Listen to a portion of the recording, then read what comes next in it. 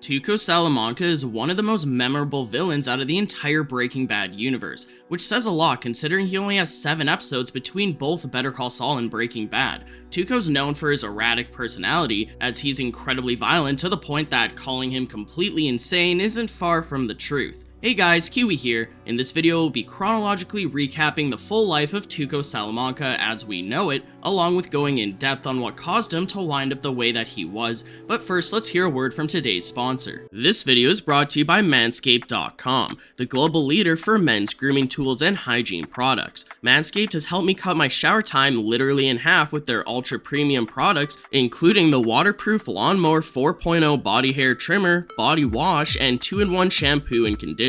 They're super convenient, made specifically for the male anatomy, and smell incredible. The Manscaped Body Buffer is a handheld exfoliator brush designed to help remove dead skin, bacteria, and reduce ingrown hairs. Suppose you're currently washing with drugstore bar soaps or body wash administered by your hand. In that case, you may not be fully removing all the bacteria and oil buildup found deep inside your skin that causes body odor, clogged pores, and outbreaks. The Body Buffer is a 100% silicone-based antibacterial exfoliator that helps create more lather without harsh, painful scrubbing. Alternatives like loofahs and washcloths are super gross and can be a breeding ground for bacteria and also a huge waste of your cleansing product. With the Body Buffer, you can actually get more out of your body cleanser with its super powered bristles, so your money doesn't go straight down the drain, literally. If you opt into the Buff Bundle by Manscaped, you actually get 2 bottles of the Manscaped Ultra Premium Body Wash included in your package. Made with aloe vera and sea salt, the Manscaped Body Wash is made with all natural ingredients to help you feel clean and fresh without over drying the skin. Go to manscaped.com today and get 20% off plus free shipping when you use promo code VIVIDKIWI at checkout. That's 20% off plus free shipping with promo code VIVIDKIWI at manscaped.com. After all, when it comes to grooming, they say that buff is always better. Thank you so much to Manscaped for supporting the channel by sponsoring this video, and speaking of which, let's jump right into it. So starting out with his early life from 1972 to 1998. Tuco Salamanca was born and raised in Mexico in 1972 and was raised by his uncle Hector Salamanca along with his various Salamanca cousins including Lalo, Leonel, Marco, and potentially Joaquin as well. Not much is known of Tuco's childhood, but considering he was raised by Hector alongside the Salamanca twins, we get a pretty good idea of what that looked like via the Breaking Bad 307 flashback, which included some pretty brutal abuse to instill from a young age that family is everything. We never see Tuco himself in this flashback, but there is a photo that can be seen during both Better Call Saul and Breaking Bad in Hector's room at Casa Tranquila that includes Tuco, Lionel, and Marco as children with Hector back in Mexico. We know that Abuelita is Hector's mother, meaning that Tuco is Abuelita's grandson. Other than Hector, we know nothing about Tuco's parents or any of Hector's other siblings for that matter. Due to the whole Salamanca blood for blood mantra, it's potentially implied that Hector's siblings, along with other unaccounted for Salamancas, may have died while working for the cartel in the past, along with potentially helping set up the Salamancas to become as important as they are for the Juarez cartel in general. Sometime in the 90s at the latest, Tuco moved to Albuquerque to help Hector in the business north of the border, where he hired Nodos, his stepbrother Gonzo, and Nacho to work under him, along with other various street dealers such as Domingo aka Crazy 8. Since Gonzo is Tuco's brother-in-law, it's implied that Tuco must have had a sister, but any information about her is also unknown. Found him tucked in the junkyard along with Tuco's own brother-in-law, aka Gonzo. I trusted him like a brother! I guess it's also possible that Tuco could have had a wife and that's how Gonzo was his stepbrother. And I believe there was a moment where Hank mentioned how Tuco had a girlfriend, but I don't really buy that he was married. Even the little den of inequity he keeps for his meth hag girlfriend. Tuco clearly doesn't follow the don't do your own supply rule as a dealer, as he developed a huge drug problem while working for the Salamanca business. I'm unsure how old Tuco was when he first started getting high, but we do know that he struggled with a drug problem ever since at least the 90s. Due to Tuco's upbringing, he's always had violent tendencies, and they become amplified whenever on drugs along with creating paranoia. The first known instance of this becoming a major problem was in the late 90s while working alongside Nacho. They had a biker connection named a dog Paulson to pick up cheap drugs from, but Tuco was high during a pickup one day and accused Dog of supplying their competitors. This resulted in Tuco killing Dog out of nowhere because he didn't believe him. Dog Paulson. He thinks Dog is supplying his competitor trying to cut Tuco out. Dog, he denies it.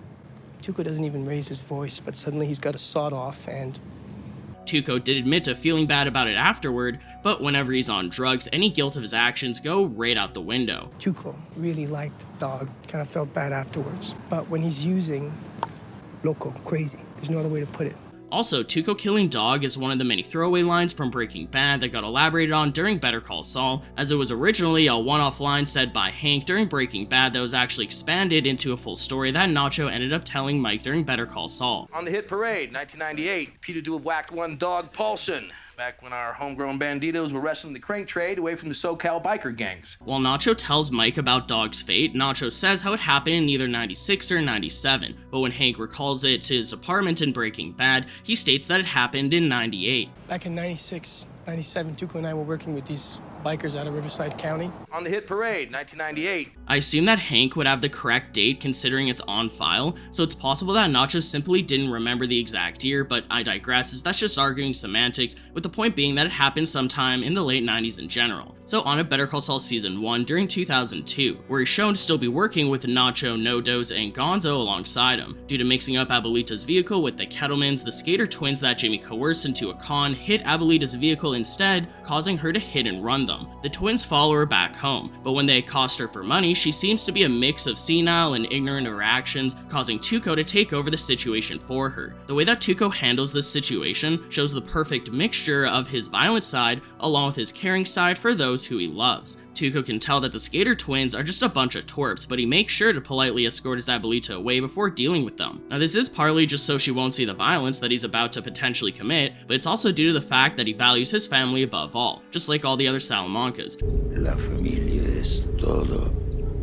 La familia es todo.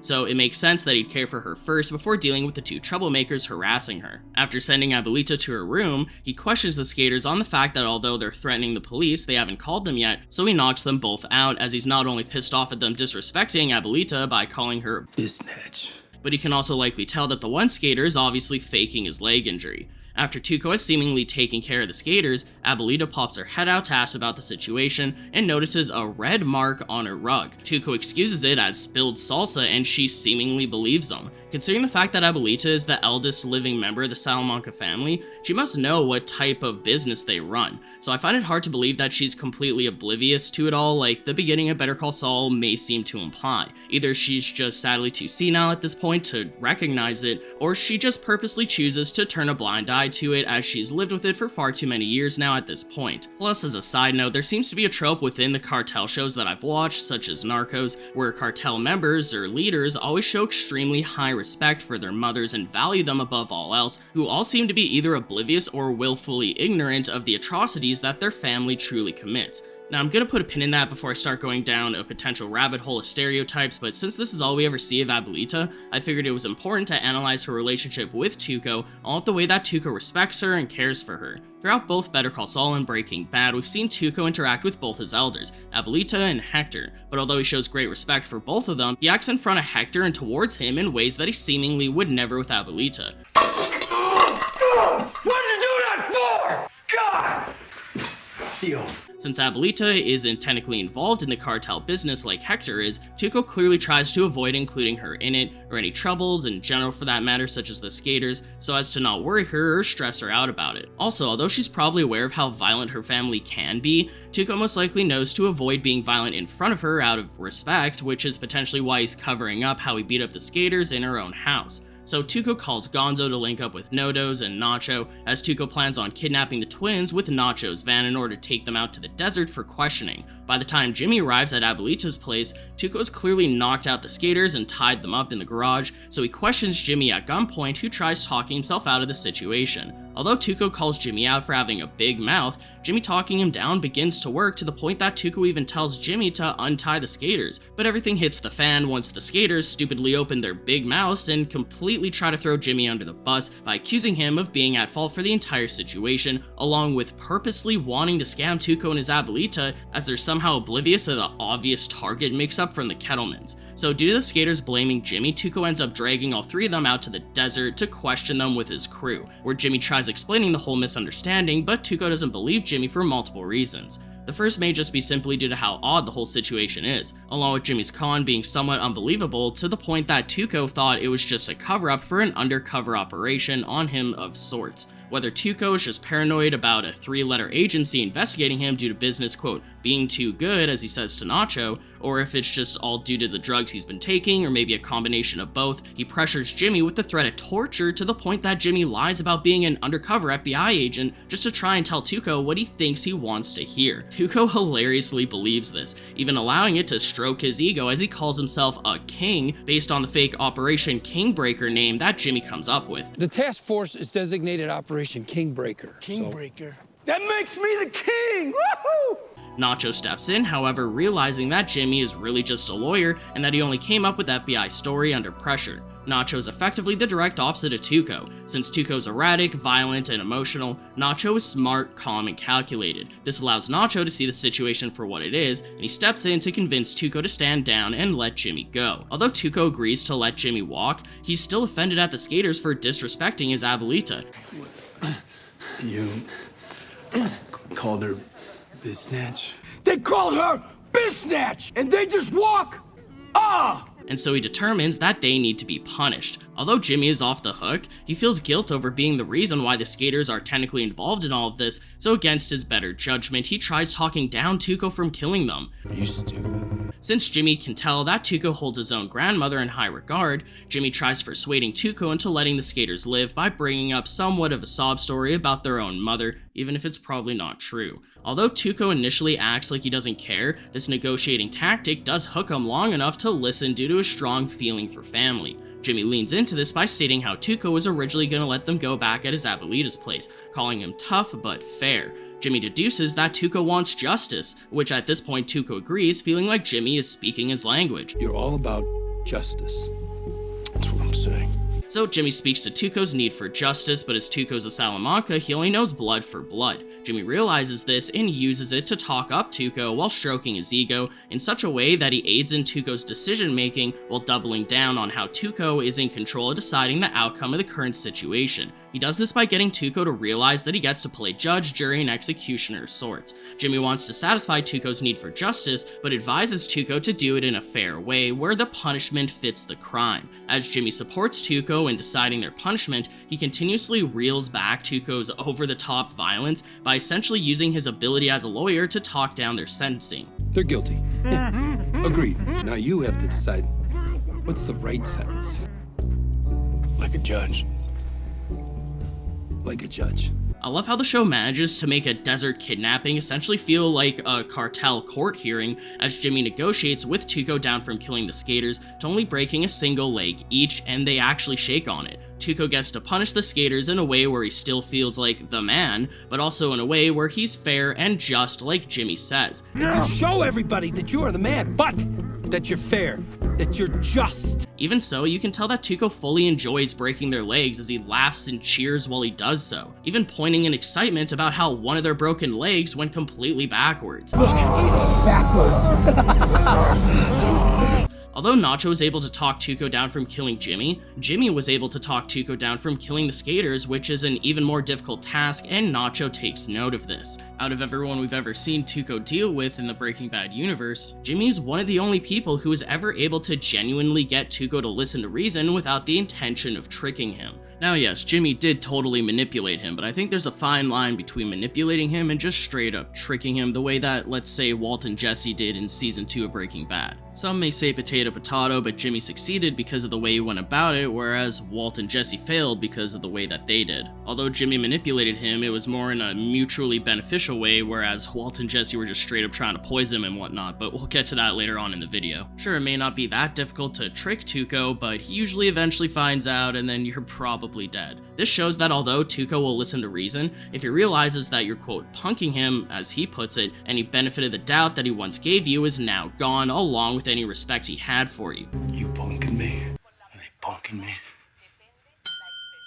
This is why Jimmy is able to finally get through to him, as he's able to talk Tuco down without tricking him while speaking his language in such a way that he hit all the key cornerstones of Tuco's character, caring about and standing up for family, getting a fair level of justice the only way he knows how, along with still being able to enjoy enacting violence on others who did him wrong. This is what makes Tuco's character and the way that Raymond Cruz plays him so intriguing to me. Despite Tuco's naturally violent and cruel nature, he's incredibly emotional in such a way that he shows great loyalty and respect for those that he trusts, such as Nacho, along with being incredibly caring towards those that he loves, being his family. And he will stand up for them and harm whoever disrespects anyone that he cares about in either of those two categories. This was also back before Tuco went completely off the rails with his drug problem.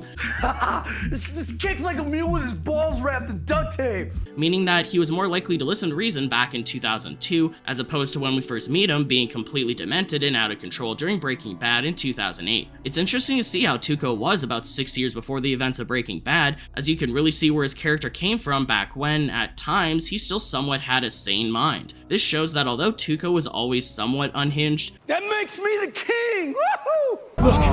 Backwards. he was manageable when he wasn't constantly high, implying that it was possible to hypothetically keep him in check before his drug problem eventually skewed his mind beyond redemption. So after the aftermath of the whole skater situation, Nacho visits Jimmy on the account of wanting to get more information about the Kettlemans, as he wants to rob them himself. This is our first hint that not only does Nacho like robbing criminals due to them having no recourse, that he's willing to work side gigs behind Tuco's back, as he even tells Jimmy that Tuco isn't aware of him going to see him. He doesn't know I'm here.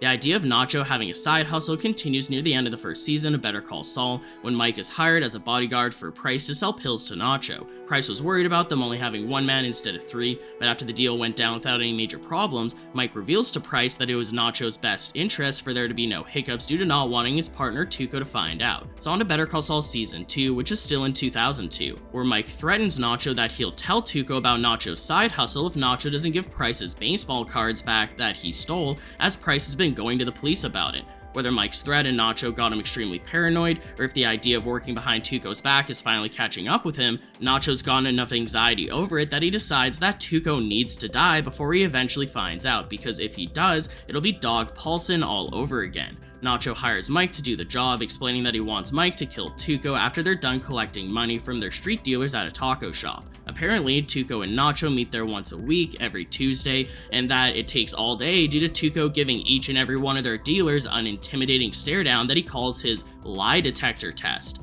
Tuco, he likes to get face to face. Says everything he needs to know is written right here. Looks him in the eyes, just stares like he's looking inside him. I've seen him go like that 5-10 minutes. And what does that accomplish? Calls it his lie detector.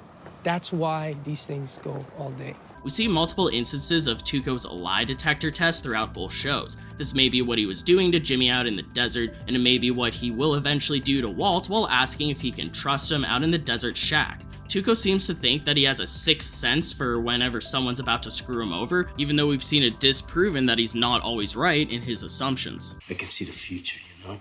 It's the skip that I have deep inside my head.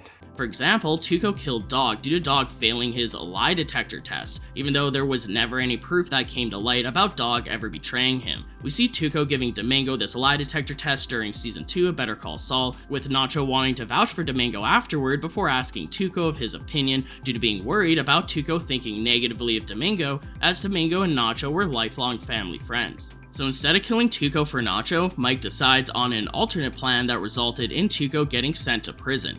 Mike took note of Nacho stating how Tuco loves to keep a watch over his car, so Mike purposely bumped into it while acting completely oblivious and ignorant of the fact. This provokes Tuco to essentially mug Mike in order to pay for the dent, as Tuco wants justice for Mike disrespecting him. Mike manages to orchestrate the altercation in such a way that Tuco is caught assaulting him red-handed just in time for the cops to arrive. Mike continues to provoke Tuco, who, realizing that he's caught red-handed literally, still decides to get one final punch in while laughing about it. That all you got?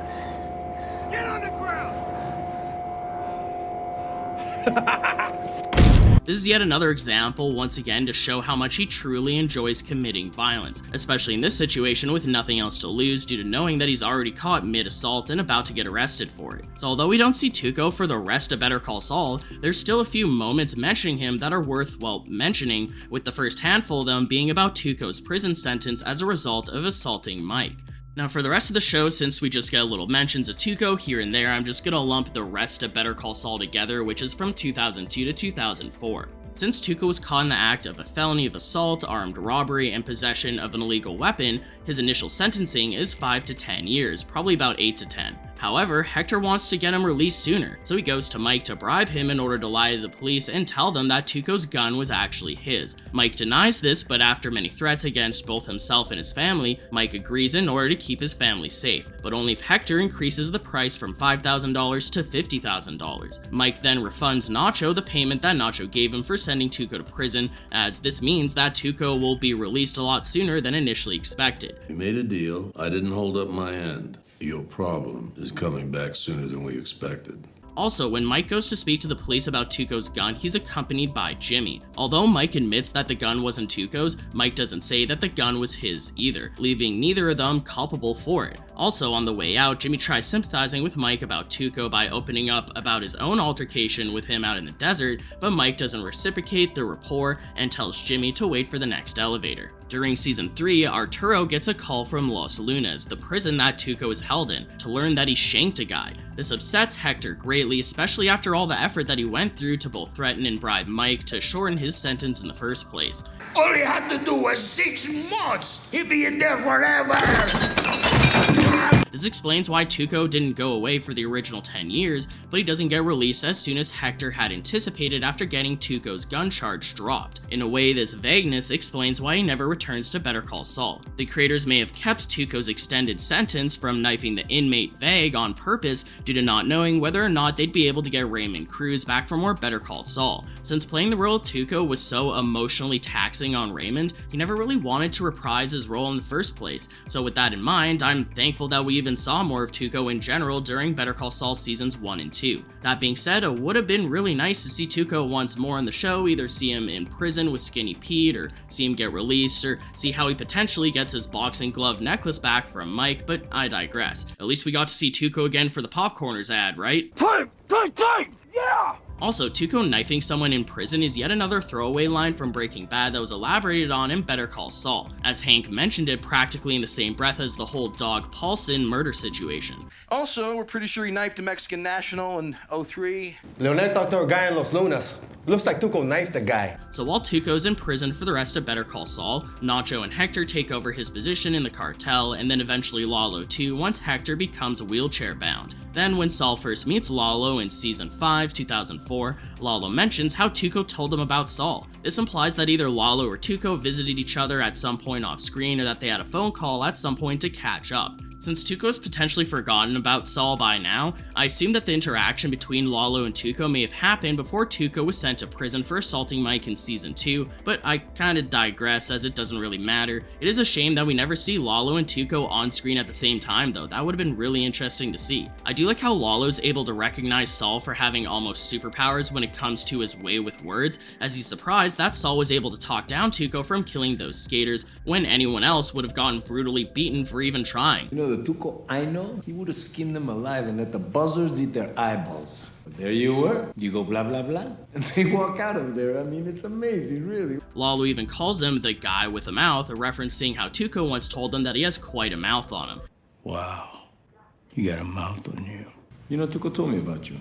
You're the guy with a mouth. I find it funny how Saul responds to Lalo by correcting him over the fact that, although the skaters lived through the altercation with Tuco, they didn't necessarily walk away, as they were wheelchair bound after Tuco broke a leg each. Also, Saul asks Lalo about their abuelita, but Lalo never responds, so her fate is ultimately left up in the air during the Better Call Saul era at least, but we'll put a pin in that for now and talk about it later. How was your lovely abuelita? Then, near the end of Better Call Saul Season 5, as Lalo is saying goodbye to Hector before he plans to leave Albuquerque, he mentions how apparently Tuco is supposed to be released from prison in 11 months. Again, put a pin in that for now, as I'll get back to that momentarily in regard to how that doesn't quite line up with the timeline that Breaking Bad established. Right now I want to focus on what else Lalo says about Tuco to Hector. Lalo tells Hector that once Tuco's released, he'll be taking over the Salamanca business north of the border, which is what we eventually do see in Breaking Bad when we're first introduced to him. However, Lalo reassures Hector that although Tuco is a hothead when he's on drugs, which is kind of an understatement,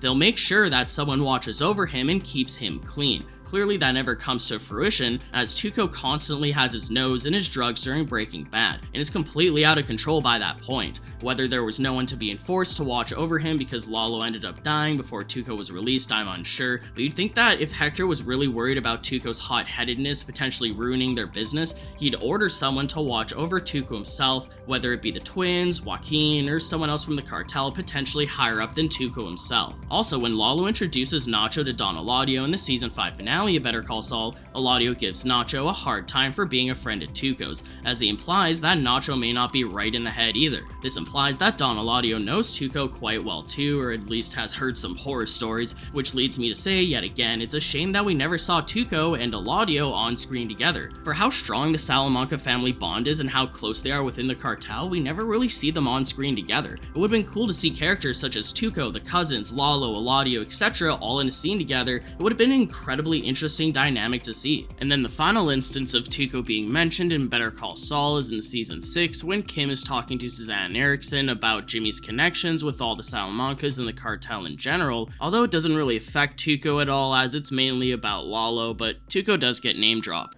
Jimmy was involved in getting Tuco a reduced sentence on an assault and battery charge shortly after he represented Varga. So on to Breaking Bad season 1, which is in 2008, and by this time, Tuco's been released from prison and has now taken over the Salamanca business in Albuquerque. We're first introduced to him due to Walt and Jesse needing a distributor to sell their most recent batch to as a lump sum, so Jesse goes to speak to Tuco with Skinny Pete, who says he can vouch for Jesse as the middleman. As you may know, during the events of Breaking Bad, Skinny Pete is actually on probation, as he was in prison in the same cell block as Tuco. However, once Skinny and Jesse meet up with Tuco, we see how relationships on the inside don't always hold their bond once on the outside, as Tuco doesn't respect Skinny or Jesse. Oh, what's happening, my brother?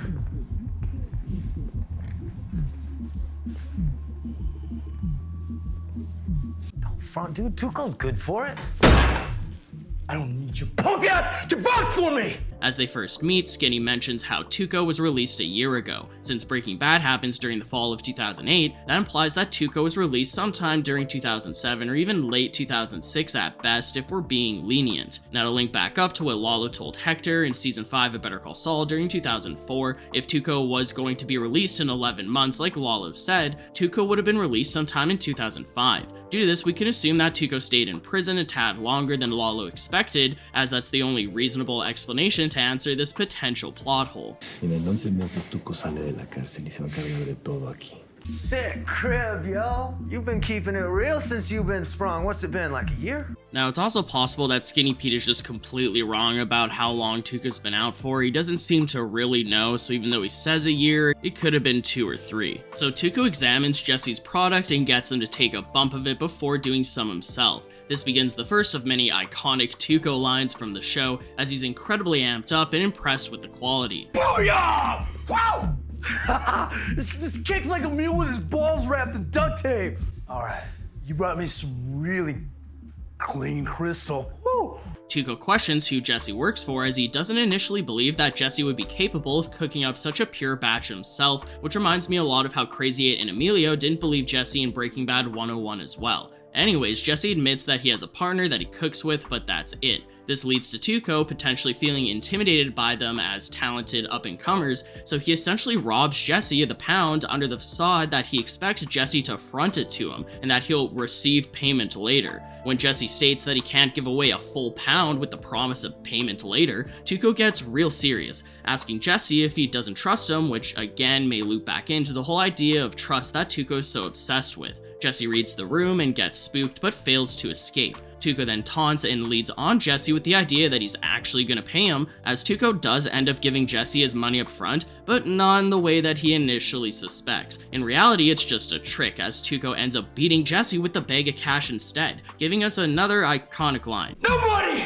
moves crystal in the South Valley but me, bitch! Clearly, Tuco is protective of his territory and doesn't want Jesse getting the wrong idea that it's okay to cook and sell within it. Although Tuco could have made the deal of his life by just allowing Jesse to become his new supplier, he doesn't know Jesse or respect him, as Skinny Pete's vouching clearly means nothing. So this results in Jesse being hospitalized, where Walt visits him and gets the rundown of the situation from Skinny. It's kind of funny how Walt originally told Jesse to grow some balls to go talk to Tuco, but in reality that wasn't the right move, with Walt now being the one to take his own advice in order to solve the problem of the current altercation. So Walt gets led into Tuco's HQ, same as Jesse and Skinny, where Tuco mocks Walt for being a fool for bringing him another pound right after he beat up and robbed Jesse. It's also interesting how Tuco doesn't try the product that Walt brings, or ask for Walt to try it himself to make sure it's legit like he did with Jesse, but after the pure pound that he stole from Jesse, I guess Tuco just assumes it's the same stuff as it looks identical. This is also where we get the real first introduction to Walt's Heisenberg persona, as he not only feels the need to give an alias to hide his real name, but also giving himself this pseudonym allows him to unleash a more intimidating side of him that has laid dormant his entire life.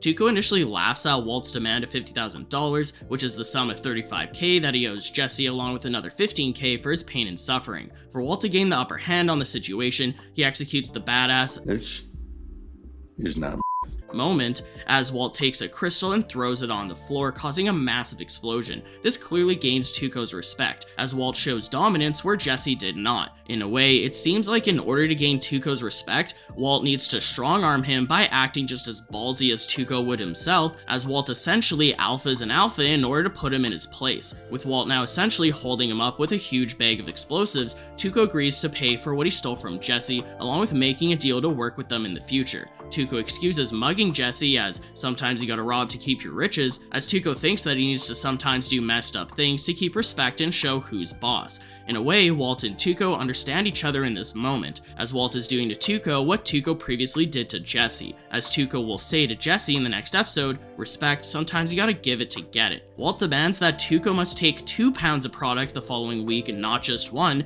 which is a recurring theme that Walt demands throughout the show in order to sound like a badass. Still, as Tuco also tells him in the next episode when they come up short, talk is talk. So they meet up in the junkyard the next week, where Walt and Jesse are only able to provide a half pound instead of 2. Tuco admits that he thought Walt was a player, but he's disappointed at Walt's failure to provide what he demanded that Tuco should take, showing how Walt is losing the respect from Tuco that he had gained from their last confrontation. In order to try and keep the secret, Walt doubles down again, this time demanding 4 pounds. Tuco calls him out for talking big but not being able to back it up, especially since Walt demands the cash from the original 2 pounds in advance, causing Tuco to threaten Walt over the fact that owing him money is very bad, which normally I would definitely agree. Can you handle 4 pounds?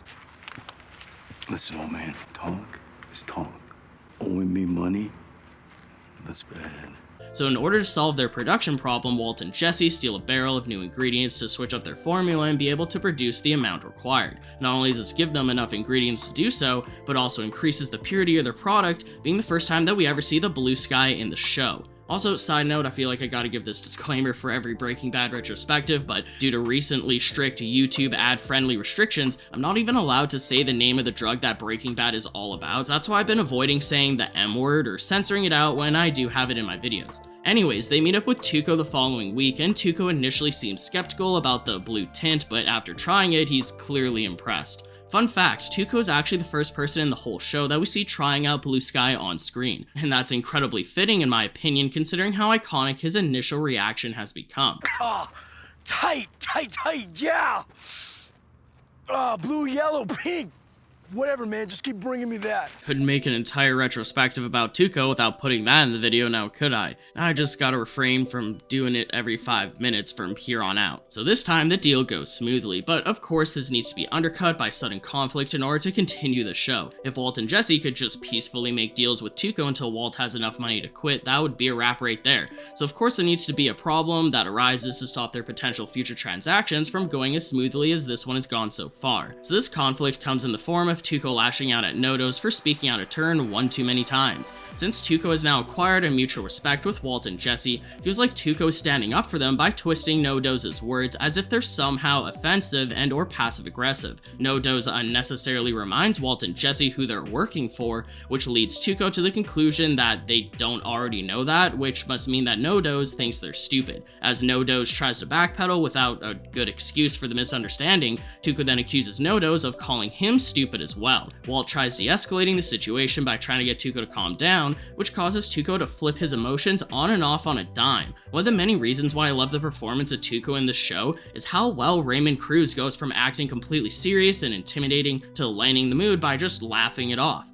Take this situation for example. Tuco goes from being all serious in No-Do's face to laughing it off when Walt says something, then all of a sudden beating up No-Do's out of nowhere. These misdirects leave Walt and Jesse, and the viewers, unaware of Tuco's next move at any given moment, which perfectly complements his sporadic and unpredictable behavior. Just because Tuco is cool with you in the moment doesn't mean that he won't be beating your face to a pulp the next. Now to focus on Tuco lashing out at No-Do speaking out of turn for a moment, we actually saw No-Do's unnecessarily interrupt the situation out in the desert during Better Call Saul 102 while Tuco and Jimmy were negotiating the punishment for the skaters. While Tuco suggests outlandishly violent punishments such as Colombian neckties, Jimmy suggests the complete opposite end of the scale starting with black eyes. Tuco laughs at this but stops once No-Do's butts in to mention how one of the skaters already has black eyes. Tuco diverts his attention towards No-Do's and gets right up in his face, telling him to stop helping, showing how No-Do's has had a bad habit of speaking out of turn for years now,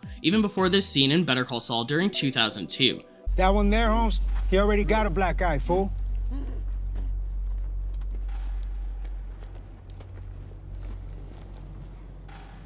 Stop helping. Just remember who you're working for. What did you say?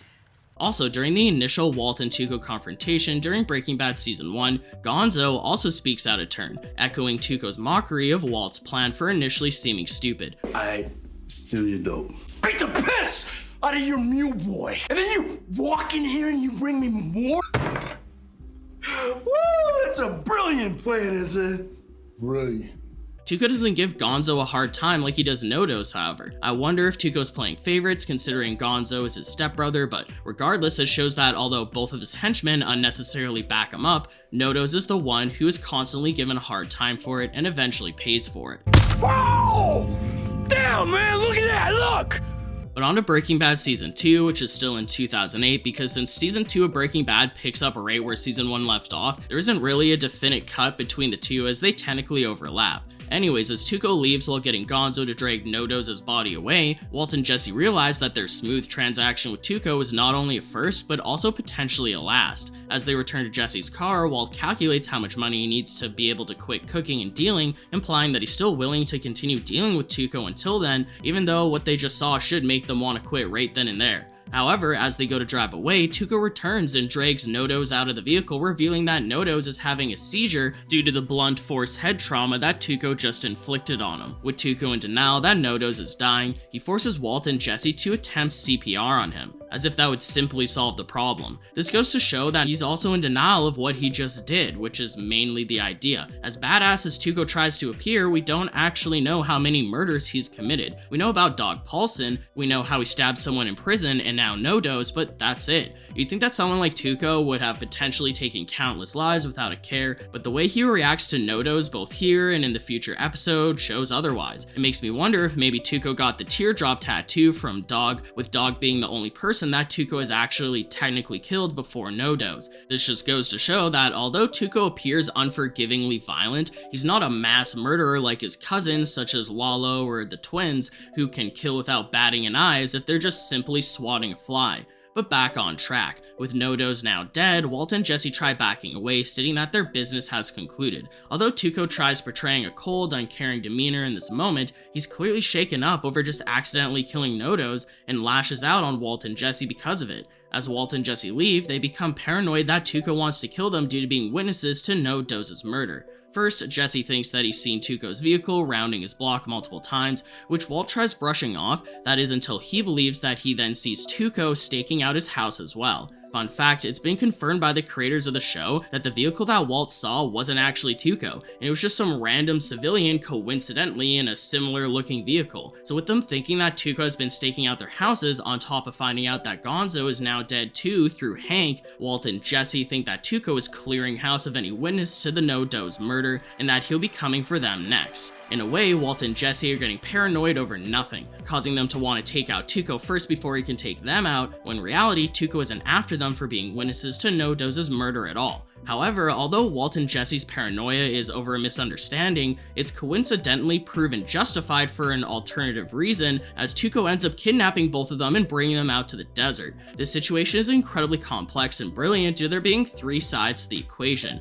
There's what Walt and Jesse think, there's what Tuco thinks, and then there's the reality of it all. Walt and Jesse think that Tuco's gonna kill them due to being witnesses to No-Dos, and then Tuco kidnaps them while being worried that Gonzo snitched on him to the DEA, when in reality, Gonzo's death was just a tragic accident from Gonzo going behind Tuco's back to retrieve No-Dos' body to give him the proper burial that Tuco denied of him in the season 1 finale. Tuco got spooked by Gonzo going quiet, so he grabbed Hector and fled to the desert shack that we see him also bring Walt and Jesse to. Turns out that the DEA raided Tuco's HQ on account of them discovering Tuco's bloody fingerprint from the crime scene where they discovered the bodies of Gonzo and No-Dos in the junkyard. However, since Tuco doesn't know that Gonzo accidentally died while trying to move No-Dos' body, he assumes that Gonzo went quiet due to ratting him out, which is why he thinks that his HQ got raided. This is a part of that sixth sense that he thinks he has, even though he's completely wrong. So out at the desert shack, Tuco breaks and discards Walt and Jesse's phones, and then brings them inside to search the contents of their pockets,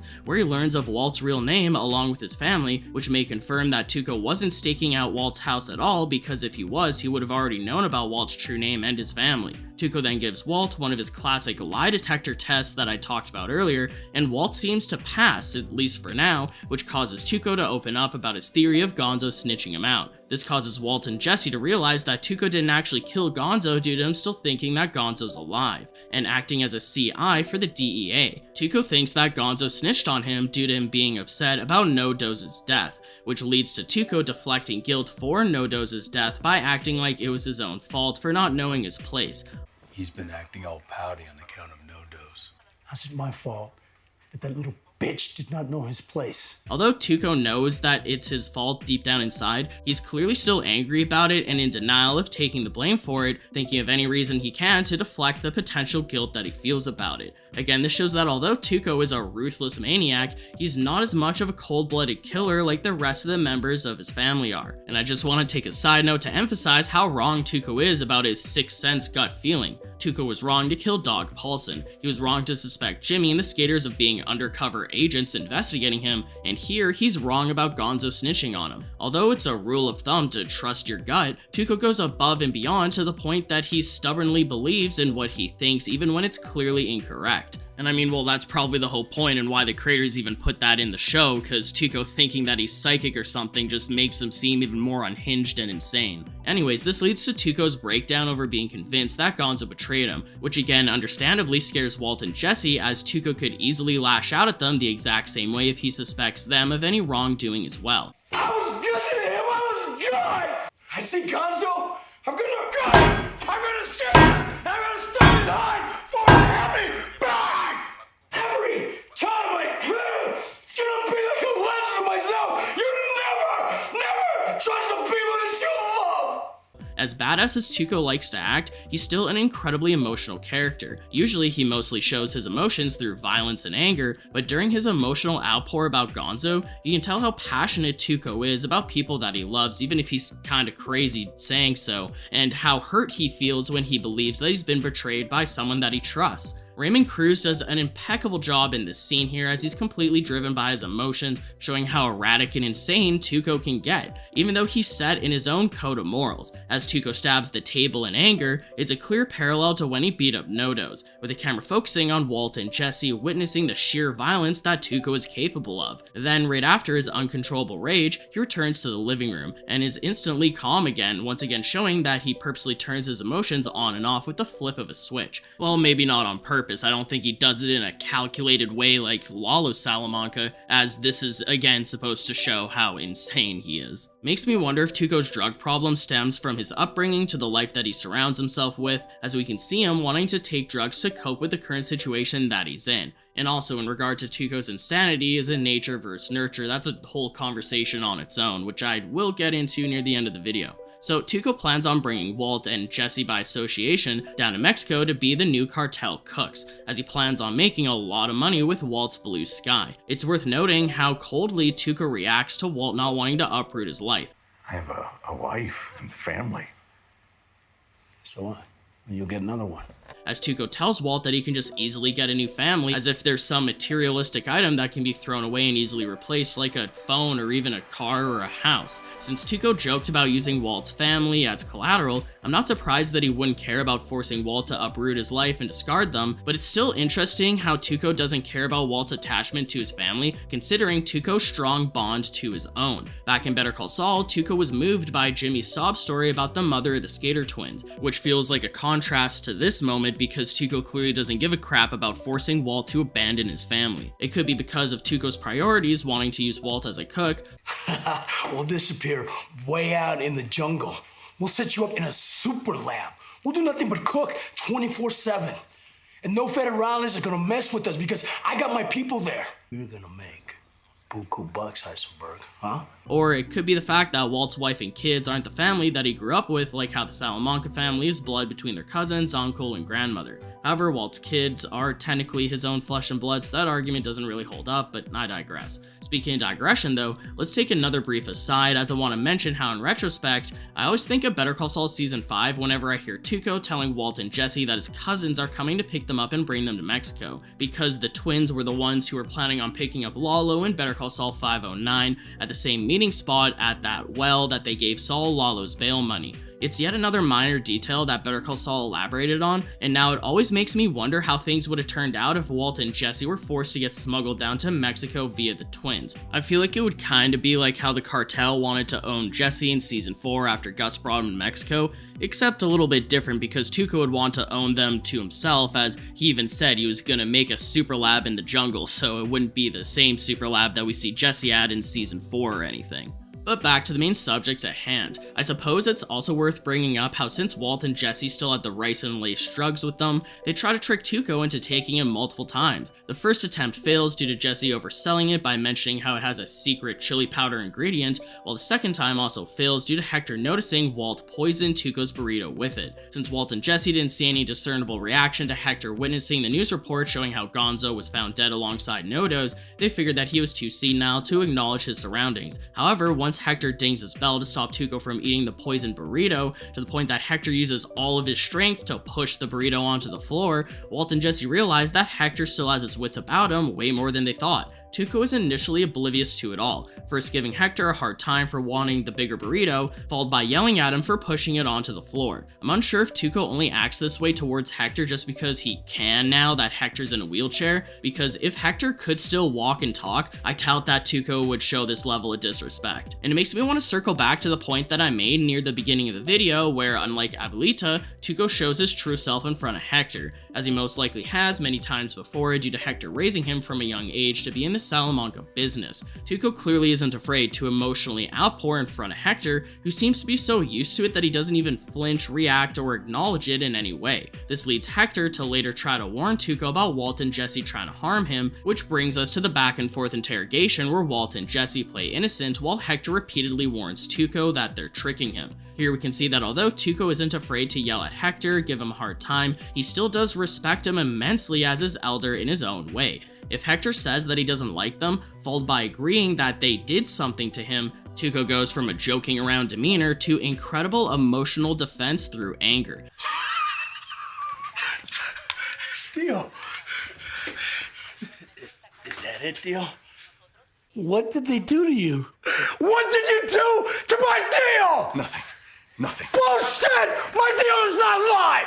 As he worries about how they disrespected Hector and or tried to harm him. Clearly the family is all mantra dies hard with the Salamancas, as Tuco is extremely caring towards Hector and will defend him at all costs due to the incredible levels of loyalty and trust that runs within his family. Once Hector lets Tuco know that Walt and Jesse are quote punking him, he grabs Jesse and throws him outside to question at gunpoint. This whole ordeal once again proves that Tuco is sometimes willing to talk to reason when he's interacting with someone that he respects, but the second that he catches wind of them tricking him or betraying him, aka punking him, all respect goes out the window, which usually results in a violent response. We saw it during Better Call Saul 102 when the skaters threw Jimmy under the bus in his Abuelita's garage, and we see it here again in Breaking Bad 202 as Tuco lashes out at Walt and Jesse. This of course course brings us to the climax of the story, where Walt is left with no other option than to be honest about what he truly thinks about Tuco, whether he's just doing so due to having no other cards to play, or if he's purposely trying to delay and distract Tuco due to maybe seeing that Jesse's trying to grab for a rock. I'm not sure, but whether intentional or not, it clearly works as it gives Jesse enough time to retaliate, resulting in Jesse and Tuco getting in a scuffle. Jesse manages to grab Tuco's gun and shoot him in the gut,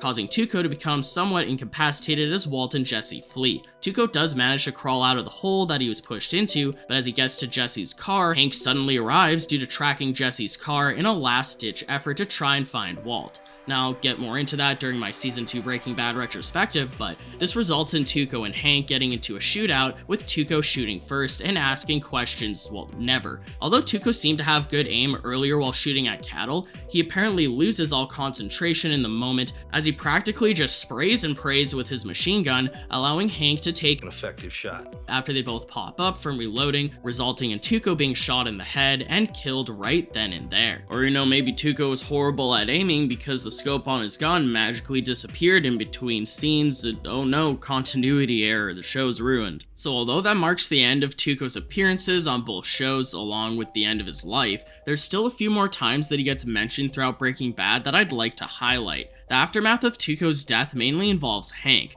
due to him being the one who took him down. Hank questioned any related suspects, including Jesse and Hector. Walt and Jesse knew that Jesse would get questioned for his car being at the crime scene, so Jesse purposely sets himself up to get detained, where Jesse pretends to not know anything about the situation even after Hank teased him about confiscating his money. Since Hank found Hector at the desert shack, Hector's essentially the only witness, so he totally could have gotten justice for Jesse shooting Tuco. But since Hector doesn't rat to the DEA, he kept his mouth shut, or rather he didn't ding his bell. Hank knows that the Tuco situation is connected to Crazy 8, but he can't prove Jesse as the connective tissue, and he's completely oblivious to Walt being involved with criminals whatsoever. Also, Tuco's death is what caused the DEA to acquire a sample of Walt's blue sky for the first time, although they would have come across it eventually. Throughout the rest of the show, as Hank continues his Heisenberg investigation, we can see Tuco's mugshot pinned on his wall alongside other criminals that Walt has involved himself with, such as Crazy 8, Emilio, Nodos, Gonzo, and even Combo.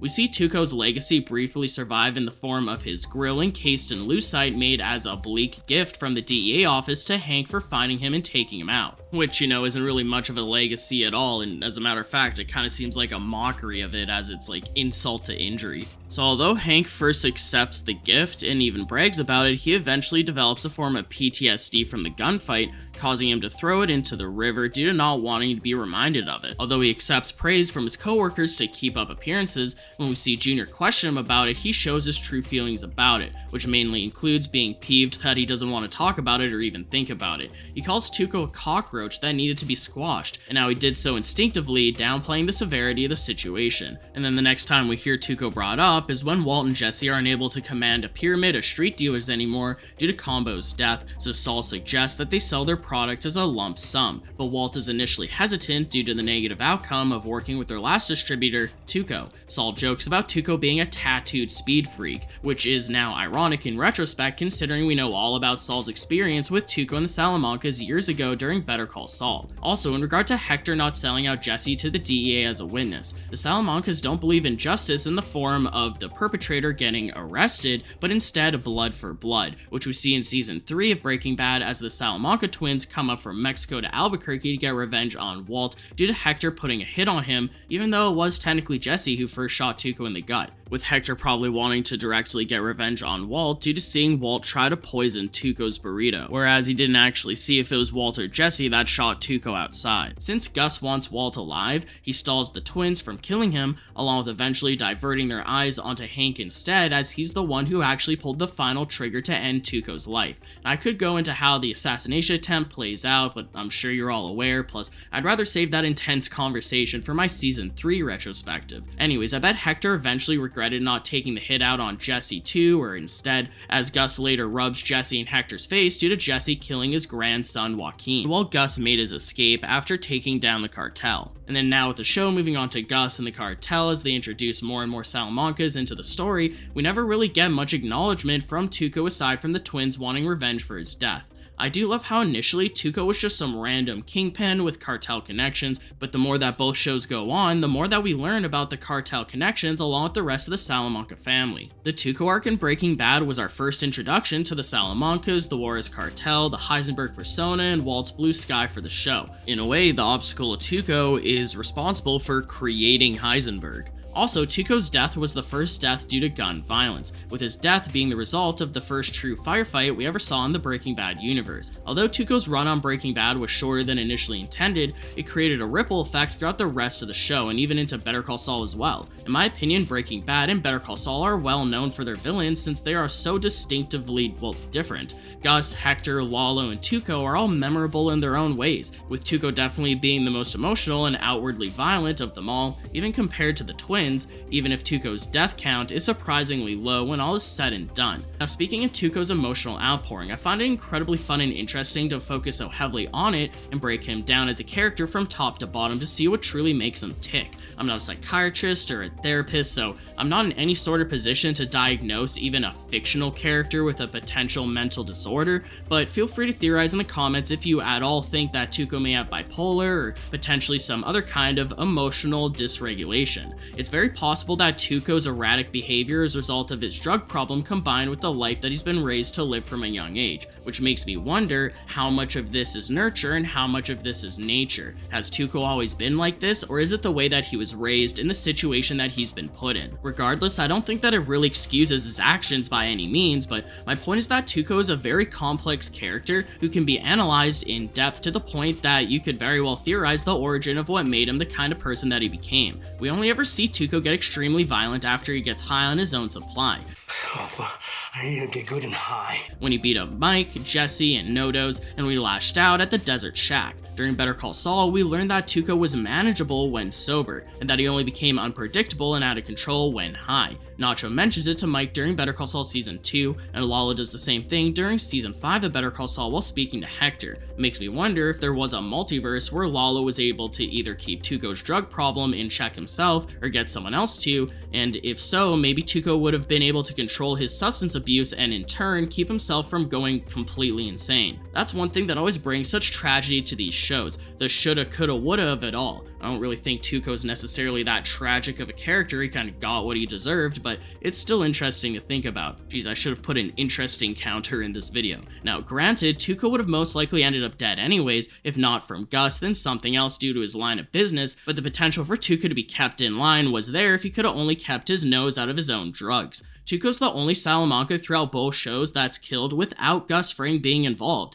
as taking out every Salamanca before finally Hector is part of Gus's ultimate goal of revenge. Speaking of that, when Gus tells Hector that he's the final remaining Salamanca in Breaking Bad Season 4, doesn't that imply that Abuelita must be dead by then? If so, I assume that she simply died of old age, but let me know your thoughts.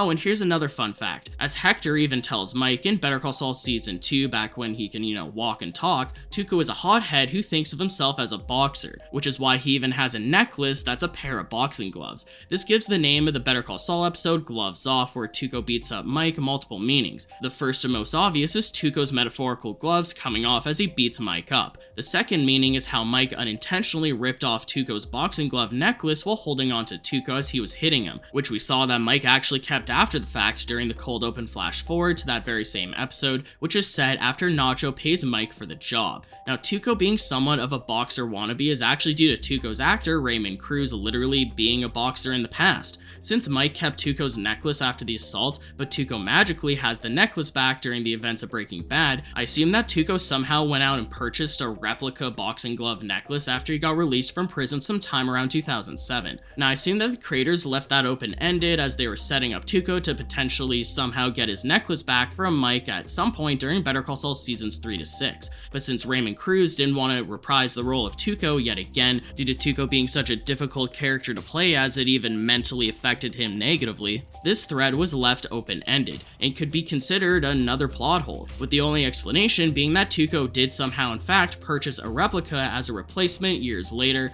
even though it's an extremely distinctive necklace. So although it is slightly disappointing that we never got to see more of Tuco throughout season 2 of Breaking Bad or Better Call Saul in general, I'm still incredibly happy and satisfied with what we got, as Tuco is one of the most memorable and iconic villains of any TV show I've ever seen. I mean, practically every Tuco line from Breaking Bad has been turned into a meme for a reason, right?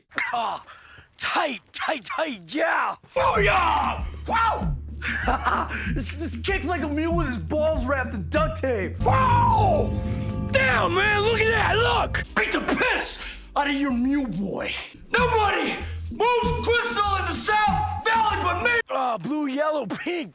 Whatever, man, just keep bringing me that. Which speaks volumes considering how I said in the opening to this video, he's only in 4 episodes of Breaking Bad and 3 episodes of Better Call Saul. Honestly, don't blame Raymond Cruz for not really wanting to reprise Tuco, since I can only imagine how emotionally taxing it would be to play such an evil character that features the type of emotional outpouring that Tuco has. Also, I definitely alluded to this multiple times throughout the entire video, but I never really came out and said it. Tuco was supposed to originally be the main villain for all of season 2 of Breaking Bad, but not only was the character difficult to play, Raymond Cruz was also doing a different show at the time, so there was scheduling conflicts, so that's why he had to get killed off early. Regardless, I think we should all give Raymond Cruz a round of applause for the spectacular performance, as it's one for the ages. So what do you think about Tuco Salamanca? Do you think that he felt remorse for killing Nodos, or is he just really that sadistic? Tuco clearly wasn't thinking when he beat up Nodos, it was just a drug-fueled rage, and